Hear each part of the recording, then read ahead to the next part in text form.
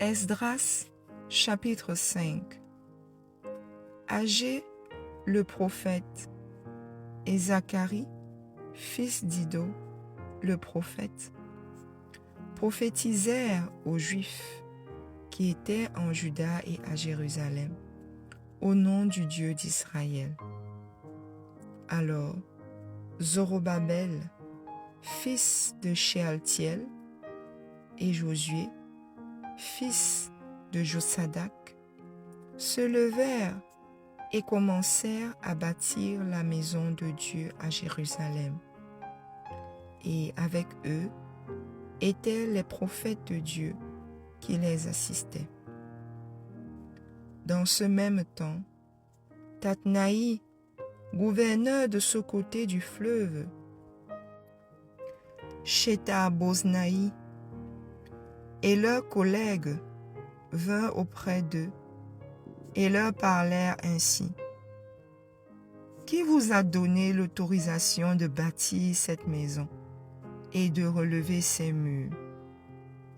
Ils leur dirent encore, quels sont les noms des hommes qui construisent cet édifice?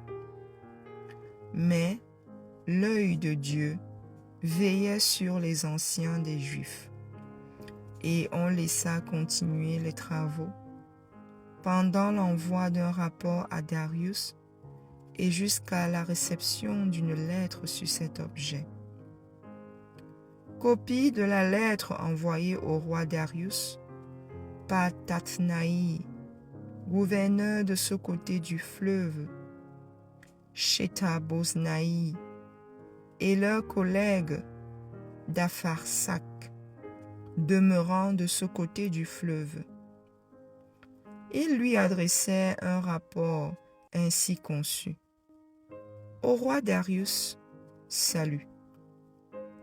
Que le roi sache que nous sommes allés dans la province de Juda, à la maison du grand Dieu. Elle se construit en pierre de taille, et le bois se pose dans les murs. Le travail marche rapidement et réussit entre leurs mains. Nous avons interrogé les anciens et nous leur avons ainsi parlé. Qui vous a donné l'autorisation de bâtir cette maison et de relever ses murs? Nous leur avons aussi demandé leurs noms pour te les faire connaître. Et nous avons mis par écrit les noms des hommes qui sont à leur tête.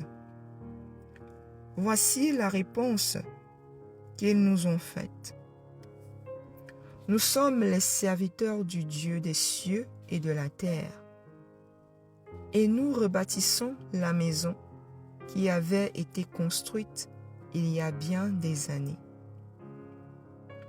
Un grand roi d'Israël l'avait bâti et achevé. Mais après que nos pères eurent hérité le Dieu des cieux, il les livra entre les mains de Nebuchadnezzar, roi de Babylone, le Chaldéen, qui détruisit cette maison et amena le peuple captif à Babylone. Toutefois, la première année de Cyrus, roi de Babylone, le roi Cyrus donna l'ordre de rebâtir cette maison de Dieu. Et même le roi Cyrus ôta du temple de Babylone les ustensiles d'or et d'argent de la maison de Dieu que Nebuchadnezzar avait enlevés du temple de Jérusalem et transportés dans le temple de Babylone. Il les fit remettre au nommé Sheshbatsar, qu'il établit gouverneur. Et il lui dit, « Prends ces ustensiles, va les déposer dans le temple de Jérusalem, et que la maison de Dieu soit rebâtie sur le lieu où elle était. » Ce Sheshbatsar est donc revenu, et il a posé les fondements de la maison de Dieu à Jérusalem. Depuis lors jusqu'à présent, elle se construit et elle n'est pas achevée.